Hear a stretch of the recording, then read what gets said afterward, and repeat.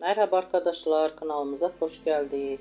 Bugün sizler için iki harika oyuncumuz Neslihan Atagül ve Burak Özçivit'ten güzel ve yeni paylaşımlar sizler için hazırladım. Onlar Kara Sevda dizisinde birlikte rol almış ve herkes tarafından çok beğenilmiştir.